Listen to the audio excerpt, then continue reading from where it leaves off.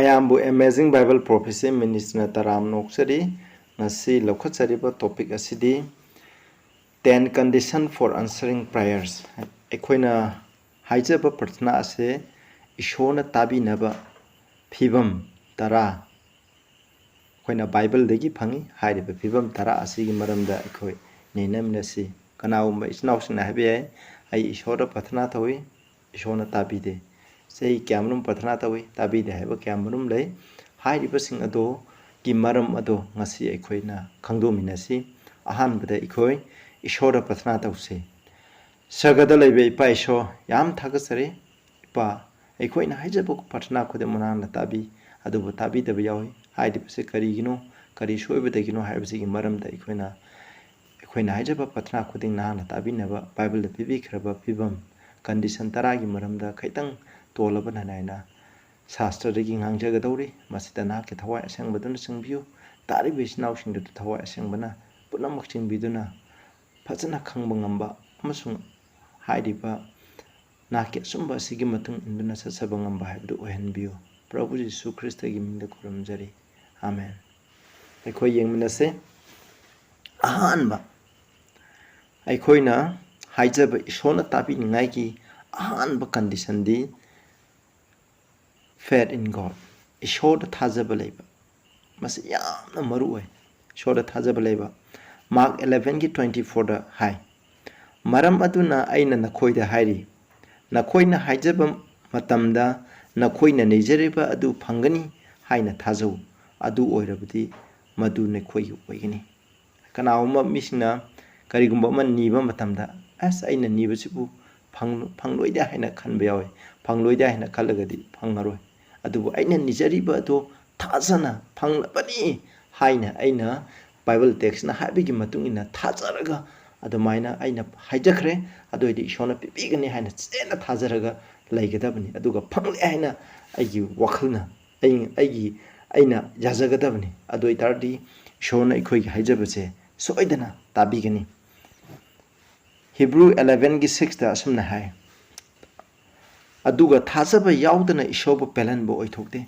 maramdi ishogi mafamda changjarakpa mahak aduna ishor lei amasung mahakti mahakpu punung sangna thijaba singda mana pibiba mapuni haina thajagadabani masini ko ekhoina ishoda thajaba yaudana di ekhoina thajaba leitana di ishobu pelanba kaidongda ngamoi aduna ekhoina ishoda lakpa matamda ishor lei mangonda nijaba khudimappu ishona mana pibi habise ekhoina chena thajaji adoi taragati soidana ekhoigi prathna se tabigani masina ahanba condition ani subda ekhoi chaminarse ani subda ekhoina isagi apamba isagi oijaba thidana afaba apamba galoinana aningba galoinana ekhoida ishoda nigadabani James marigi ahumda hai nakhoina ni amasung phangde maramdi nakhoina puning chumdana ni madudi nakhoina apamba sing adu sizna nabani haibde English adi yam phade nakhoina lana ni nakhoina phangde nakhoina ni adubu phangde maramdi nakhoina lana hangi kaigidamuk na kamaina lana hangino haidi ekhoina nijaribadu ekhoigi haksangi aning apamba ai isagi aning apamba tongningai gidamuk nungai gidamuk niyeba adoi tadi supang phangoiba ekhoina karigumba ishoda nijaba matamda isagi aning apamba gidamuk aigi nungai gidamuk adu migi seba tawroi haibi gidamuk isagi kari sekani kari jagani haibu phuri langtang naduna matugi maramda khang niraba adoi tadi ekhoina phangweba phangdabaki maramse masini ekhoina apaba apamba galoinana aina nijariba sina aingonda jukanaba adu kairoli kaida lebe chinausinda jukanaba shogi thabak tawgdaba adugumba mongda ekhoini minasi aduga hom suba condition amna muroiba hom subajina haiba inba aikoi ishona haiba inba tai haiba indrabadi ekhoina haijaba khudima ishona tabiroi 1 John 3:22 da asumna hai aikhoina mahaki yathang ngakpa amasung mahaki miyengda apenba adu tobu maramna aikhoina nijab khudima aikhoina mangonda gi phangi ꯑꯩꯈꯣꯏꯅ ꯅꯤꯖꯕ ꯈꯨꯗꯤꯡꯃꯛ ꯑꯩꯈꯣꯏꯅ ꯃꯉꯣꯟꯗꯒꯤ ꯐꯪꯏ ꯃꯔꯝꯗꯤ ꯑꯩꯈꯣꯏꯅ ꯃꯍꯥꯛꯀꯤ ꯌꯥꯊꯪꯁꯤꯡ ꯉꯥꯛꯏ ꯌꯥꯊꯪꯁꯤꯡ ꯍꯥꯏꯕꯗꯤ ꯋꯥꯌꯦꯟ ꯌꯥꯊꯪ ꯇꯔꯥ ꯑꯗꯨꯒ ꯏꯁꯣꯔꯒꯤ ꯃꯤꯠꯌꯦꯡꯗ ꯃꯍꯥꯛꯀꯤ ꯃꯤꯠꯌꯦꯡꯗ ꯏꯁꯣꯔꯕꯨ ꯄꯦꯜꯍꯟꯒꯗꯕꯁꯤꯡ ꯑꯗꯨ ꯈꯛꯇꯪ ꯇꯧꯋꯦ ꯑꯗꯨꯃꯥꯏꯅ ꯇꯧꯗꯅ ꯑꯩꯈꯣꯏꯅ ꯏꯁꯣꯔꯒꯤ ꯃꯤꯠꯌꯦꯡꯗ ꯃꯥꯕꯨ ꯄꯦꯜꯍꯟꯒꯗꯕ ꯏꯁꯣꯔꯅ ꯌꯥꯕ ꯑꯗꯨ ꯈꯛ ꯇꯧꯔꯕ ꯏꯁꯣꯔꯒꯤ ꯋꯥꯌꯦꯟ ꯌꯥꯊꯪꯁꯤꯡ ꯑꯁꯤ ꯑꯩꯈꯣꯏꯅ ꯉꯥꯛꯂꯕ ꯑꯗꯨ ꯑꯣꯏꯇꯥꯔꯗꯤ ꯑꯩꯈꯣꯏꯅ ꯅꯤꯖꯕ ꯑꯗꯣ ꯁꯣꯏꯗꯅ ꯐꯪꯂꯒꯅꯤ ꯃꯁꯤꯅ ꯑꯍꯨꯝꯁꯨꯕ ꯀꯟꯗꯤꯁꯟ ꯍꯥꯏꯔꯤꯕ ꯀꯟꯗꯤꯁꯟ ꯑꯩꯈꯣꯏꯅ 10 ꯄꯤꯔꯤꯕꯁꯤꯒꯤ ꯃꯅꯨꯡꯗ ꯑꯃ ꯍꯦꯛ ꯁꯣꯏꯕ ꯃꯇꯝꯗ ꯏꯆꯤꯟꯅꯥꯎꯁꯤꯡ ꯑꯩꯈꯣꯏꯒꯤ ꯍꯥꯏꯖꯕ ꯏꯁꯣꯔꯅ ꯇꯥꯕꯤꯔꯔꯣꯏ ꯑꯗꯨꯅ ꯑꯩꯈꯣꯏ ꯏꯁꯣꯔꯅ ꯍꯥꯏꯕ ꯐꯖꯅ ꯏꯟꯁꯤ ꯍꯥꯏꯕꯁꯦ ꯃꯍꯥꯛꯀꯤ ꯑꯅꯤꯡꯕ ꯑꯄꯥꯝꯕꯗꯨ ꯑꯩꯈꯣꯏ ꯇꯧꯃꯤꯟꯅꯁꯤ ꯑꯗꯨꯒ ꯖꯣꯟ 15:7ꯗ ꯑꯁꯨꯝꯅ ꯄ꯭ꯔꯚꯨ ꯖꯤꯁꯨ ꯈ꯭ꯔꯤꯁꯇꯅ ꯋꯥꯁꯛ ꯑꯃ ꯑꯩꯈꯣꯏꯗ ꯄꯤꯕꯤ ꯍꯥꯏꯔꯤꯕ ꯋꯥꯁꯛꯁꯦ ꯑꯃꯨꯛ ꯌꯦꯡꯃꯤꯟꯅꯁꯤ ꯅꯈꯣꯏꯅ ꯑꯩꯉꯣꯟꯗ ꯇꯠꯇꯅ ꯂꯩꯔꯕꯗꯤ ꯑꯃꯁꯨꯡ ꯑꯩꯒꯤ ꯋꯥꯁꯤꯡ ꯑꯁꯤ ꯅꯈꯣꯏꯗ ꯇꯠꯇꯅ ꯂꯩꯔꯕꯗꯤ ꯅꯈꯣꯏꯅ ꯅꯤꯡꯅꯤꯡꯕ ꯅꯤꯖꯧ ꯑꯗꯨꯒ ꯃꯗꯨ ꯅꯈꯣꯏꯗ ꯇꯧꯕꯤꯒꯅꯤ ꯁꯤꯗ ꯍꯥꯏꯖꯩ ꯍꯥꯏꯗꯤ ꯑꯩꯈꯣꯏꯅ ꯄ꯭ꯔꯚꯨ ꯖꯤꯁꯨ ꯈ꯭ꯔꯤꯁꯇꯉꯣꯟꯗ ꯂꯩꯕ ꯍꯥꯏꯕꯗꯤ ꯄ꯭ꯔꯚꯨꯒ ꯑꯆꯦꯠꯄ ꯃꯔꯤ ꯑꯃ ꯂꯩꯕ ꯃꯥꯒ ꯇꯟꯅ ꯊꯥꯅꯕ ꯌꯥꯗꯕ ꯃꯔꯤ ꯑꯃ ꯂꯩꯕ ꯃꯁꯤ ꯀꯃꯥꯏꯅ ꯊꯥꯖꯕꯒꯤ ꯃꯄꯥꯟꯅ ꯑꯩꯈꯣꯏꯅ ꯃꯉꯣꯟꯗ ꯉꯥꯖꯔꯒ ꯂꯩꯕ ꯑꯗꯨꯒ ꯏꯁꯣꯔꯒꯤ ꯄ꯭ꯔꯚꯨ ꯖꯤꯁꯨ ꯈ꯭ꯔꯤꯁꯇꯅ ꯕꯥꯏꯕꯜꯗ ꯍꯥꯏꯔꯝꯕ ꯃꯍꯥꯛꯀꯤ ꯋꯥꯍꯩꯁꯤꯡ ꯑꯁꯤ ꯑꯩꯉꯣꯟꯗ ꯂꯩꯕ ꯍꯥꯏꯕꯗꯤ ꯍꯥꯏꯔꯤꯕ ꯋꯥꯍꯩꯁꯤꯡ ꯑꯁꯤ ꯄ꯭ꯔꯚꯨꯅ ꯍꯥꯏꯔꯤꯕ ꯋꯥꯍꯩꯁꯤꯡ ꯑꯗꯨ ꯑꯩꯈꯣꯏꯒꯤ ꯊꯃꯣꯏꯗ ꯊꯝꯃꯒ ꯃꯗꯨ ꯏꯜꯂꯕ ꯍꯥꯏꯕꯅꯤ ꯑꯗꯨ ꯇꯧꯔꯛꯄ ꯇꯥꯔꯒꯗꯤ ꯅꯈꯣꯏꯅ ꯅꯤꯡꯅꯤꯡꯕ ꯅꯤꯌꯨ ꯃꯗꯨ ꯑꯩꯅꯅꯈꯣꯏꯗ ꯇꯧꯒꯅꯤ ꯑꯩꯈꯣꯏꯒꯤ ꯊꯃꯣꯏꯗ ꯏꯁꯣꯔꯒꯤ ꯑꯅꯤꯡꯕ ꯄ꯭ꯔꯚꯨ ꯖꯤꯁꯨ ꯈ꯭ꯔꯤꯁꯇꯅ ꯍꯥꯏꯔꯝꯕ ꯍꯥꯏꯗꯤ ꯄ꯭ꯔꯚꯨ ꯖꯤꯁꯨ ꯈ꯭ꯔꯤꯁꯇꯁꯦ ꯏꯁꯣꯔꯒꯤ ꯋꯥꯍꯩꯅꯤ ꯑꯩꯈꯣꯏꯅ ꯖꯣꯟ 1:1ꯗ ꯍꯥꯏꯖꯩ ꯑꯍꯥꯎꯕꯗ ꯋꯥꯍꯩ ꯑꯗꯨ ꯂꯩꯔꯝꯃꯤ ꯋꯥꯍꯩ ꯑꯗꯨ ꯏꯁꯣꯔꯒ ꯂꯩꯔꯝꯃꯤ ꯋꯥꯍꯩ ꯑꯗꯨꯗꯤ ꯏꯁꯣꯔꯅꯤ ꯍꯥꯏꯖꯩ ꯀꯅꯥꯅꯣ ꯋꯥꯍꯩꯗꯤ ꯄ꯭ꯔꯚꯨ ꯖꯤꯁꯨ ꯈ꯭ꯔꯤꯁꯇ ꯑꯗꯨꯅ ꯄ꯭ꯔꯚꯨ ꯖꯤꯁꯨ ꯈ꯭ꯔꯤꯁꯇ ꯍꯥꯏꯗꯤ ꯃꯍꯥꯛꯀꯤ ꯋꯥꯍꯩ ꯕꯥꯏꯕꯜ ꯍꯥꯏꯕꯁꯦ ꯑꯩꯈꯣꯏꯒꯤ ꯊꯃꯣꯏꯗ ꯂꯩꯔꯕ ꯕꯥꯏꯕꯜꯅ ꯍꯥꯏꯕ ꯈꯨꯗꯤꯡꯃꯛꯁꯦ ꯑꯩꯈꯣꯏꯅ ꯇꯧ ꯇꯥꯔꯒꯗꯤ ꯑꯩꯈꯣꯏꯅ ꯅꯤꯕ ꯈꯨꯗꯤꯡꯃꯛꯇꯣ ꯏꯁꯣꯔꯅ ꯇꯥꯕꯤꯔꯒꯅꯦꯕ ꯑꯗꯨꯒ ꯑꯗꯨꯝ ꯃꯇꯝꯗ ꯑꯩꯈꯣꯏꯒꯤ ꯊꯃꯣꯏꯗ ꯏꯁꯣꯔꯒꯤ ꯑꯆꯨꯝꯕ ꯄ꯭ꯔꯚꯨ ꯖꯤꯁꯨ ꯈ꯭ꯔꯤꯁꯇꯒꯤ ꯃꯥꯒꯤ ꯑꯅꯤꯡꯕ ꯑꯄꯥꯝꯕ ꯇꯧꯔꯕ ꯃꯥꯒꯤ ꯋꯥꯍꯩꯅ ꯑꯩꯈꯣꯏꯒꯤ ꯊꯃꯣꯏꯗ ꯂꯩꯔꯕ ꯃꯇꯝꯗ ꯑꯩꯈꯣꯏꯅ ꯅꯤꯕ ꯃꯇꯝꯗꯁꯨ ꯂꯥꯟꯅ ꯅꯤꯔꯔꯣꯏ ꯑꯩ ꯏꯁꯥꯒꯤ ꯑꯣꯏꯖꯅꯤꯡꯉꯥꯏꯒꯤꯗꯃꯛ ꯑꯩꯒꯤ ꯏꯁꯥꯒꯤ ꯑꯄꯥꯝꯕꯒꯤꯗꯃꯛ ꯅꯤꯖꯔꯔꯣꯏꯕ ꯏꯁꯣꯔꯒꯤ ꯑꯅꯤꯡꯕꯒꯤ ꯃꯇꯨꯡ ꯏꯟꯅ ꯅꯤꯔꯒꯅꯤ ꯑꯗꯨ ꯃꯇꯝꯗ ꯄ꯭ꯔꯚꯨ ꯖꯤꯁꯨ ꯈ꯭ꯔꯤꯁꯇꯅ ꯍꯥꯏ ꯅꯈꯣꯏꯅ ꯅꯤꯖꯕ ꯈꯨꯗꯤꯡꯃꯛ ꯑꯗꯣ ꯐꯪꯒꯅꯤ ꯍꯥꯏ ꯏꯆꯤꯟꯅꯥꯎꯁꯥ ꯑꯩꯈꯣꯏ ꯅꯤꯁꯤ ꯀꯩꯗꯧꯅꯕ ꯐꯪꯅꯤꯡꯉꯥꯏꯒꯤꯗꯃꯛ ꯅꯤꯁꯤ ꯄ꯭ꯔꯊꯅꯥ ꯈꯨꯗꯤꯡꯃꯛ ꯏꯁꯣꯔꯅ ꯇꯥꯕꯤꯗꯕ ꯄ꯭ꯔꯊꯅꯥ ꯑꯝꯇ ꯂꯩꯇꯦ ꯑꯩꯈꯣꯏꯅ ꯄꯨꯛꯅꯤꯡ ꯆꯪꯅ ꯏꯁꯥꯒꯤ ꯑꯣꯏꯖꯕ ꯊꯤꯗꯅ ꯅꯤꯖꯕ ꯄ꯭ꯔꯊꯅꯥ ꯈꯨꯗꯤꯡꯃꯛ ꯏꯁꯣꯔꯗ ꯊꯥꯖꯗꯨꯅ ꯅꯤꯕ ꯄ꯭ꯔꯊꯅꯥ khudimmak ꯏꯁꯣꯔꯅ ꯇꯥꯕꯤ ꯃꯊꯪꯗ ꯃꯔꯤꯁꯨꯕ ꯀꯟꯗꯤꯁꯟ ꯑꯃꯨꯛ ꯌꯦꯡꯁꯦ ꯃꯁꯤꯗꯤ ꯀꯣꯛꯄꯤꯕ ꯍꯥꯏꯕꯅꯤ ꯃꯤꯁꯤꯡꯒꯤ ꯄꯥꯞꯁꯤꯡ ꯀꯣꯛꯄꯤꯕ ꯑꯩꯈꯣꯏ ꯑꯃꯒ ꯀꯣꯛꯅꯕ ꯏꯁꯣꯔꯅ ꯑꯩꯈꯣꯏꯒꯤ ꯄꯥꯞ ꯀꯣꯛꯄꯤꯒꯨꯝꯅ ꯀꯣꯛꯄꯤꯕ ꯍꯥꯏꯕꯁꯦ ꯑꯩꯈꯣꯏꯅ ꯂꯩꯒꯗꯕꯅꯤ ꯃꯥꯔꯛ 11:25ꯗ ꯍꯥꯏ ꯁꯒꯗ ꯂꯩꯕ ꯅꯈꯣꯏꯒꯤ ꯅꯄꯥꯅ ꯅꯈꯣꯏꯒꯤ ꯑꯔꯥꯟꯕ ꯀꯣꯛꯄꯤꯅꯕ ꯅꯈꯣꯏꯅ ꯂꯦꯞꯇꯨꯅ ꯍꯥꯏꯖꯕ ꯃꯇꯝꯗ ꯀꯅꯥꯒꯨꯝꯕꯒꯤ ꯃꯊꯛꯇ ꯅꯈꯣꯏꯒꯤ ꯅꯨꯡꯉꯥꯏꯇꯕ ꯂꯩꯔꯕꯗꯤ ꯃꯍꯥꯛꯄꯨ ꯀꯣꯛꯄꯤꯌꯨ ꯍꯥꯏꯁꯤ ꯍꯥꯏꯗꯤ ꯑꯩꯈꯣꯏꯅ ꯏꯁꯣꯔꯗ ꯄ꯭ꯔꯊꯅꯥ ꯑꯩꯈꯣꯏꯅ ꯅꯤꯖꯗ꯭ꯔꯤꯉꯩ ꯃꯃꯥꯡꯗ ꯑꯩꯈꯣꯏꯅ ꯀꯅꯥꯒꯨꯝꯕ ꯃꯤꯁꯤꯡꯅ ꯑꯩꯈꯣꯏꯗ ꯑꯔꯥꯟꯕ ꯇꯧꯔꯛꯄ ꯂꯩꯔꯕ ꯑꯗꯨ ꯑꯣꯏꯇꯥꯔꯗꯤ ꯑꯩꯈꯣꯏꯅ ꯀꯣꯛꯄꯤꯒꯗꯕꯅꯤ ꯑꯗꯨꯒ ꯑꯩꯈꯣꯏꯅ ꯏꯁꯣꯔꯒꯤ ꯃꯔꯛꯇ ꯑꯔꯥꯟꯕ ꯇꯧꯔꯒꯁꯨ ꯑꯩꯈꯣꯏꯅ ꯍꯥꯏꯖꯒꯗꯕꯅꯤ ꯃꯁꯤ ꯄꯥꯞ ꯀꯣꯛꯄꯤꯕ ꯍꯥꯏꯕꯁꯦ ꯃꯁꯤ ꯌꯥꯝꯅ ꯗꯔꯀꯥꯔ ꯂꯩꯕ ꯑꯗꯨꯒ ꯑꯩꯈꯣꯏꯗ ꯃꯤꯒꯤ ꯄꯥꯞꯁꯦ ꯀꯣꯛꯄꯤꯕ ꯍꯩꯒꯗꯕꯅꯤ ꯃꯤꯒꯤ ꯄꯥꯞ ꯀꯣꯛꯄꯤꯕ ꯍꯩꯇ꯭ꯔꯕ ꯑꯩꯈꯣꯏꯅ ꯄꯥꯛꯅ ꯏꯁꯣꯔꯗ ꯅꯤꯔꯒꯁꯨ ꯁꯨꯡꯇꯥ ꯇꯥꯕꯤꯔꯣꯏ ꯏꯁꯣꯔꯅ ꯍꯥꯏꯔꯤꯕ ꯅꯤꯕꯁꯦ ꯃꯍꯥꯛꯀꯤ ꯑꯅꯤꯡꯕꯒꯤ ꯃꯇꯨꯡꯗ ꯑꯩ ꯏꯁꯥꯒꯤ ꯑꯣꯏꯖꯕꯒꯤ ꯊꯤꯅꯕ ꯅꯠꯇꯕ ꯃꯍꯥꯛꯀꯤ ꯊꯕꯛ ꯊꯧꯔꯝ ꯇꯧꯅꯤꯡꯉꯥꯏ ꯃꯥꯒꯤ ꯆꯥꯎꯈꯠꯅꯤꯡꯉꯥꯏꯒꯤꯗꯃꯛ ꯂꯩꯇ ꯂꯥꯏꯔ ꯇꯣꯜꯂ ꯇꯥꯔꯕꯁꯤꯡ ꯑꯁꯤ ꯃꯇꯦꯡ ꯄꯥꯡꯅꯤꯡꯉꯥꯏꯒꯤꯗꯃꯛ ꯑꯩꯅ ꯐꯅ ꯅꯤꯔꯒꯁꯨ ꯑꯩꯅ ꯑꯩꯉꯣꯟꯗ ꯃꯤꯅ ꯀꯅꯥꯒꯨꯝꯕ ꯃꯤ ꯑꯃꯅ ꯑꯔꯥꯟꯕ ꯇꯧꯔꯛꯄ ꯃꯇꯝꯗ ꯀꯣꯛꯄꯤꯌꯣꯅ ꯍꯥꯏꯖꯕ ꯃꯇꯝꯗ ꯑꯩꯒꯤ ꯊꯃꯣꯏ ꯌꯥꯝꯅ ꯁꯣꯛꯅꯤꯡꯉꯥꯏ ꯃꯥꯅ ꯇꯧꯔꯕꯁꯨ ꯑꯗꯨꯒ ꯑꯗꯨ ꯃꯇꯝꯗ ꯃꯥꯅ ꯀꯣꯛꯄꯤꯌꯣꯅ ꯍꯥꯏꯕ ꯃꯇꯝꯗ ꯑꯩꯈꯣꯏꯅ ꯀꯣꯛꯄꯤꯗ꯭ꯔꯕ ꯑꯩꯈꯣꯏꯒꯤ ꯄ꯭ꯔꯊꯅꯥ ꯁꯨꯡꯇꯥ ꯇꯥꯕꯤꯔꯔꯣꯏ ꯃꯁꯤ ꯑꯩꯈꯣꯏꯅ ꯀꯣꯛꯄꯤ ꯍꯩꯕ ꯍꯥꯏꯕꯁꯤ ꯈ꯭ꯔꯤꯁꯇꯥꯟ ꯑꯃꯒꯤ ꯈ꯭ꯋꯥꯏꯗꯒꯤ ꯊꯣꯏꯗꯣꯛ ꯍꯦꯟꯗꯣꯛꯄ ꯑꯆꯧꯕ ꯒꯨꯟ ꯑꯃꯅꯤ ꯄ꯭ꯔꯚꯨ ꯖꯤꯁꯨ ꯈ꯭ꯔꯤꯁꯇꯅꯁꯨ ꯑꯩꯈꯣꯏꯅ ꯑꯁꯨꯛꯀꯤ ꯃꯇꯤꯛ ꯇꯧꯈ꯭ꯔꯕ ꯄꯥꯞꯁꯤꯡ ꯑꯁꯤ ꯃꯥꯅ ꯀꯣꯛꯄꯤ ꯃꯁꯤ ꯏꯁꯣꯔꯒꯤ ꯊꯣꯏꯗꯣꯛꯄ ꯃꯒꯨꯟ ꯑꯃꯅꯦꯕ ꯀꯣꯛꯄꯤ ꯍꯥꯏꯕꯁꯤ ꯑꯗꯨꯒꯨꯝꯕ ꯃꯒꯨꯟ ꯑꯗꯨ ꯑꯩꯈꯣꯏꯗ ꯂꯩꯁꯤ ꯑꯗꯨ ꯑꯣꯏꯇꯥꯔꯗꯤ ꯑꯩꯈꯣꯏꯅ ꯍꯥꯏꯖꯕꯗꯣ ꯏꯁꯣꯔꯅ ꯇꯥꯕꯤꯒꯅꯤ ꯃꯉꯥ ꯁꯨꯕꯗ ꯑꯩꯈꯣই ꯌꯦꯡꯁꯤ ꯈꯥꯡꯕ ꯀꯟꯕ ꯄ꯭ꯔꯊꯅꯥ ꯇꯧꯕ ꯑꯁꯤꯗ ꯈꯥꯡꯕ ꯀꯟꯕ ꯑꯃ ꯗꯔꯀꯥꯔ ꯂꯩ ꯑꯩꯅ ꯍꯧꯖꯤꯛ ꯅꯤꯔꯒ ꯍꯧꯖꯤꯛ ꯐꯪꯒꯅꯤ ꯍꯥꯏꯕ ꯅꯠꯇꯦ ꯄ꯭ꯔꯊꯅꯥ ꯈꯔꯗꯤ ꯃꯇꯝ ꯆꯪꯕ ꯌꯥꯏ ꯊꯨꯅ ꯐꯪꯕ ꯌꯥꯏ ꯄ꯭ꯔꯊꯅꯥꯗꯨꯒꯤ ꯃꯈꯥ ꯄꯣꯜꯂꯤ ꯑꯗꯨ ꯃꯦꯊ꯭ꯌꯨ 7:7ꯗ ꯍꯥꯏ ꯍꯪꯉꯨ ꯁꯤꯗ ꯅꯤꯖꯧ ꯑꯗꯨꯒ ꯅꯈꯣꯏꯗ ꯄꯤꯕꯤꯒꯅꯤ ꯊꯤꯖꯧ ꯑꯗꯨꯒ ꯅꯈꯣꯏꯅ ꯐꯪꯖꯒꯅꯤ thong thinjau aduga nakhoida hangdopigini maramdi nijabi mi khudingna phangjai thijaba maha aduna phangjai thong thinjaba mongonda hangdopigini sinaucha ikhoina niraga amutang nibada ima ipadagi ikhoina karigum nibam amutang haibda piraktabe hanjan hanjan hairagadi pire ikhoina thong kanagum amagi yumda chappa matamdaju numdangda oiru ahingno yada thong amutang thin thong amta hangtopiyu haiba matamda hangaktabe adu hanjan hanjan thanba taragadi hangdopigneba ikhoina thiragadi ikhoina phangani masida masigi da haije ikhoina tatana haijau aduga haijaba madunda ikhoina matam kuina haijabagi apamba madu sida laireba isnausin masi ikhoina kawgumsi pathana tawba matanda tawkhraga hujik phangani haibadu di laite adu ikhoina khamba kanba thai ikhoina leb phangdrebo ikhoina nigidabne lepana idna nigidabne aduga look 18 gi 1 to 8 sida pandam ama lere haidi dharma chendaba bichar-pati amasung lukhrabi amagi lukhrabi aduna magi pandam asida lukhrabi aduna ma atopa magi yengnabasina mongonda tatana otnaiba mongonda otnaibagi dam ngasagi bichar-pati tu da laga magi haijabdu tabiu haibni adu matanda mana lukhrabi ne paisa ju phangadom na ten da tanthoi adu handan handan lakhunina maram moidana magi haijabaje tabi daragadi asmase engonda e papi oiragani haraga mahana lukhabiduna haijabdu tabiye masigi pandamni adugumna ikhoju phangdri phawbo hanjan hanjan ishoda haijaba ikhoina darkalai kariguma pathana kharadi sahi ama ani gi matungda phangba pathana ju lai khudakta phangba lai aigi priterna samudra haidi siye gallery gi samudra mathakta chappa matamda prabhuna chappa uba matamda aisu sa kyanna chappa matamda mahana prabhudagi laithokpa matamda tangpana du de yengba matamda kiba matamda ma ising de lupke toy adur prabhu kan bi haba matamda ma kan bi danembu nongsa gi komdalang jama matamda parsna tawba matamda ishona khudak ta kan bi sadang me sa abini ko mai gi komdalang jama matamda khudak ta kan bi asmai tawduna khudak khudak ki oiba tabi basu lai aduga danena parsna tawba ma ki mi sing adu kaidoba jerusalem da haningai gi de mo parsna tawrusu jahi humdrai gi matungda tabi masi ishona wasa ki bi matumna ai gi punsida ju parsna ise koina sahi amagi matungda tabi bale ado haudikshu khara tabi de bale maramdi kai noidi kham kanba watpa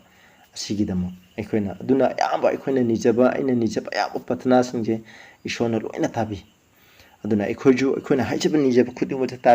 tabi gini habse aikoina kawgumje aduda kham kanba tai first lesson of 5 to 17 dai lep tattana haijau jo hai koina haijaba je koina ni je lambi chapda haijaba ye mit pangtho ga haijaba ye matang matang ni matung ne koina haijaga da bani adu aina ni gi bodo ai gi pungning da thangodam aina phangi na khalaga chatchana ishor tabiwana tumaina haijaba the ai koina tai pathang da taruk suba condition dong mu yingsi ishor gi mamang da no luk pa leiba tai koina haijaba matam da second chronicle 7 gi 14 da hai ai gi ming phuba ai gi misingna makhoi masabu no luk charabadi amasung haijarabadi aduga ai gi maithong thijarabadi amasung makhoigi phattaba lambisindagi halaklabadi aina sargadagi tabigini amasung makhoigi pa kopigini aduga makhoigi laibak phanbigini masida haje khona noloksaba haibse kristana amagi punchida kwaidigi moroibu kunjen noloksabni prabhu jisu kristagi punchida kwaidigi magi atoiba lamsati nolokpani mana tayang pambu senbi purasu aikhoigi khong phawba chambibu ngame aduna aikhoigi noloksabadi aikhoi papini aikhoi phattabani aikhoi khangdabani haine aikoina pap torokusu ishoda lande haine sangjaba adugumba nolukpa yamna tonbado leiraga aikoina ishoda haijaba aikoina toroma phattaba lambising adudegi koina halakpa koina phattaba toroma chu puning leiraga halakpa aduga aikoina ishor thijaba taragadi ishorna aikoigi haijaba se masi soidana tabi habje masi yam phajakraba promise amni bible da aikoina piba aduna haideba condition asigi matungna chu aikoini si mathangda tare subada amu yengsi masina ikoina prathana tawba matamda marung apanga mon amato oina koina yanaraga koina prathana tawbase masi ishona tabi Matthew 18 ki 19-20 da pase amu haina aina nakoi dari madudi karigumba amagi maramda nakoi anina malemda yanarabadi makoina nijaba adu sarkada laiba aigi ipana makoida tawbigani maramdi aigi mingda mi ani natraka ahum tinarabdi makoigi marakta ai yawi mi ani masini mi ani khak yamdrabda ekoina mi ani khak haijamina batarkale mi ani pullaga haijaba matamda mod amata mi ani se mod amata oina pulaga akhoi ishor gi thabak tauge haina ekhoina wakhal ama mod amata oina tinaraga haijaba taragadi ishona tabi habni aduna yamdrabda sarsamada mi ani chalaga ekhoi prathana tauba haijaminaba adoi tadi ishona prathana to tabi gineba adu akhoi marakta mod khenaba lerba churchta haijaba prathana tabi daba yawi maramdi member amga mod manade adugumba mayam do khana loina thadongna gadabni thadongnaraga ishorgi aningba adugi matungna magi aningba pamdo chalaga khoi puna yanaraga masi tawrasi haina adumaina niba taragadi ishona tabigini habse masi bible da ikhona piri aduga nipan subda ikhoi muyengse masi yamaru oi ishorgi aningbagi matung ina hangba ishorgi aningbagi matung ina hamba akhoi isagi lanai goi ba pamgi matung ina nataba masi hangba je yam darka le farjon manga gi 13 13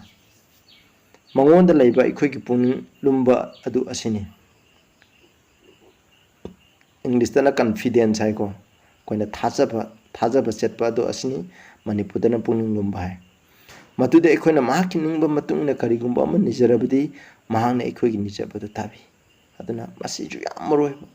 ekhoina niri ba khudum sa kanai gi matungna ishorgi aningba du matungna ishorgi aningba khangai ta ekhoina bible dabda ishorgi aningba se bible da loina ikre ishorgi aningba gi matungna ekhoina niba taragadi ekhoina nijabadu ishona tabi ekhoina nijaba makhai adu mahangna tabi haiba ekhoina khanglabadi ekhoina mangonda nijikiba adu mangonda ge ekhoina phangle haiba khangi masini yam pajego adu ekhoina mahangna ekhoina haijabadu tabi hai taragdi ekhoina niba khudimokto ekhoina mangonda gi pamna niriba khudimokto phange haibse ekhoina jaja sinausa ekhoina niba matamda ishorgi aningba gi matungna nisi haina aina mayamda appeal tawjiri nipan suba se masiju yamoi mapan subada thagatpa phongdokpa ekhoina nire ekhoina phangdringai da phawba phange haina ishoda thagatkedamni koina prathana tawba matamda masi yamroi Philippians 4:6 hai gari amta langta nagunu adubu maram khudingda haijaba nonjaba amsung thagatsabago loinena na khoigi nijaba du ishoda khangalu ishorda thagatpa habje khone yamna samaine balai sone chai masida yawribu khudumuk ishobu thagatpa gini ishona ikhogi da mayam tawbi khoina thagatpati khaktingdani pen banaide aduna ikhoina di ishoda pidaba ishona da dum bibibneba madugi dama ikhoina ishoda dum thagatse masi ikhoina thagatpa loinena ikhoina nisi adu Colossians 3:2 muhai masida thagatpa loinena haijabada mission khangduna haijaduna layu ekhoina thagatpa loinena mission khangaga lepanaidana haijaba masini ekhoina thagalaga haijaba se masiju yamna maroi aroiba khoi aroiba da chalasi aroiba 10 suba condition di pap haidokpa amsung puning hongba amarom da haragana pap tawba tokpa haibi pap tawringai shona haijabada sungda tabiroi masida proverb 28:13 da pap losinba mahakti chawkhaloi adubu haidokpa amsung thadokpa mahana chanbiba phangani ekhoina pap tawragasu ishoda ekhoi pap haidokjadana losinduna thamba edi tanama chelena khanba aduidi sungda tabiroi khoina pap cho haidokpa tai adugu thadokpa haijaba isho pap kopiyo haibada natan ai migi mapora lore isho kopiyo haraga huramadi thadokta adudi ishona tabiroi aina huralambado thadokta pununga lakpa tai madu edi ishona shodagi minusi phangani habadi shodagi copy ba phangani sam 66 ki 18 da sunai sidai ko English study if I regard iniquity in my heart manipur dana aigi thamoi nungdo phattaba leirabadi hai masi manipur di kata nuaite haidi aigi thamoi da pap to yokhatuna leiragadi ishona tabiru hai khona pap adam tawduna leiraba pap haibadi shogi wainda thang thukaiba aduga ishona pamdaba ekhoi punsida thabaksing ase ekhoina tawduna leiragadi ekhoina haijabado ishona sota tabiraro aduga Isaiah 59 gi 1 da asumna hai yengu jehova ge khut ase ten banate maduna kanbiba ngamloidaba nate mahaki manasu tathiba nate taba ngamloidaba English da yam khoina taba khoina haijabje taba ngamloidaba mana tathiba nate ꯑꯗꯨꯕꯨ ꯅꯈꯣꯏꯒꯤ ꯑꯔꯣꯟ ꯑꯌꯣꯜ ꯑꯔꯥꯟꯁꯤꯅ ꯅꯈꯣꯏꯕꯨ ꯅꯈꯣꯏꯒꯤ ꯏꯁꯣꯔꯗꯒꯤ ꯇꯣꯉꯥꯜꯍꯜꯂꯦ ꯍꯥꯏꯕꯗꯤ ꯑꯩꯈꯣꯏꯒꯤ ꯄꯥꯞꯅ ꯑꯩꯈꯣꯏꯒ ꯏꯁꯣꯔꯒ ꯈꯥꯏꯗꯣꯛꯅꯔꯦꯕ ꯏꯁꯣꯔꯒ ꯑꯩꯈꯣꯏꯒ ꯈꯥꯏꯗꯣꯛꯅꯔꯒꯗꯤ ꯏꯁꯣꯔꯒꯤ ꯃꯤꯠꯌꯦꯡꯗ ꯈ꯭ꯋꯥꯏꯗꯒꯤ ꯇꯨꯀꯠꯆꯕꯁꯦ ꯀꯔꯤꯅꯣ ꯄꯥꯞꯅꯦꯕ ꯍꯥꯏꯔꯤꯕ ꯄꯥꯞꯁꯦ ꯑꯩꯈꯣꯏꯅ ꯇꯧ ꯇꯥꯔꯒꯗꯤ ꯏꯁꯣꯔ ꯑꯩꯈꯣꯏꯗꯒꯤ ꯃꯥꯏ ꯂꯩꯊꯣꯛꯈ꯭ꯔꯅꯤ ꯏꯁꯣꯔꯅ ꯑꯩꯈꯣꯏꯒꯤ ꯍꯥꯏꯖꯕꯗꯨ ꯇꯥꯕꯤꯔꯔꯣꯏꯕ ꯃꯁꯤꯅꯤ ꯑꯗꯨꯒ ꯅꯈꯣꯏꯒꯤ ꯄꯥꯞꯅ ꯃꯍꯥꯛꯀꯤ ꯃꯥꯏꯊꯣꯡ ꯅꯈꯣꯏꯗꯒꯤ ꯂꯣꯠꯁꯤꯟꯈ꯭ꯔꯦ ꯑꯗꯨꯅ ꯃꯍꯥꯛꯅ ꯇꯥꯕꯤꯔꯣꯏ ꯏꯅꯥꯎꯁꯥ ꯑꯩꯈꯣꯏ ꯀꯥꯎꯒꯨꯝꯁꯤ ꯇꯥꯏꯕꯪꯄꯥꯟꯁꯤꯗ ꯏꯁꯣꯔꯅ ꯈ꯭ꯋꯥꯏꯗꯒꯤ ꯇꯨꯀꯠꯆꯕꯁꯤ ꯀꯔꯤꯅꯣ ꯄꯥꯞꯅꯤ ꯑꯗꯣ ꯍꯥꯏꯔꯤꯕ ꯄꯥꯞꯁꯦ ꯑꯩꯈꯣꯏꯅ ꯇꯧ ꯂꯩꯇꯥꯔꯗꯤ ꯏꯁꯣꯔꯒ ꯑꯩꯈꯣꯏꯒꯤ ꯃꯔꯤ ꯇꯠꯅꯔꯦ ꯃꯔꯤ ꯇꯠꯅꯔꯒꯗꯤ ꯀꯃꯥꯏꯅ ꯏꯁꯣꯔꯒ ꯑꯩꯈꯣꯏꯒ mari ꯂꯩꯅꯗ꯭ꯔꯒꯗꯤ ꯑꯩꯈꯣꯏꯅ ꯍꯥꯏꯖꯕ ꯀꯅꯥꯅ ꯇꯥꯕꯤꯔꯅꯤ ꯃꯥꯅ ꯏꯁꯣꯔꯅ ꯁꯨꯡꯇꯥ ꯇꯥꯕꯤꯔꯔꯣꯏ ꯑꯩꯈꯣꯏ ꯄꯥꯞ ꯇꯧꯕ ꯊꯥꯗꯣꯛꯁꯤ ꯄꯥꯞ ꯑꯁꯤꯒꯤꯗꯃꯛꯇꯅꯤ ꯄ꯭ꯔꯚꯨ ꯖꯤꯁꯨ ꯈ꯭ꯔꯤꯁꯇꯅ ꯀ꯭ꯔꯣꯁꯇ ꯄꯥꯡ ꯊꯤꯡꯗꯨꯅ ꯁꯤꯕꯤꯔꯤꯕꯁꯦ ꯑꯁꯨꯛꯀꯤ ꯃꯇꯤꯛ ꯇꯝꯊꯤꯅ ꯁꯤꯔꯤꯕꯁꯦ ꯄꯥꯞꯀꯤꯗꯃꯛ ꯑꯩꯈꯣꯏꯅ ꯄꯥꯞ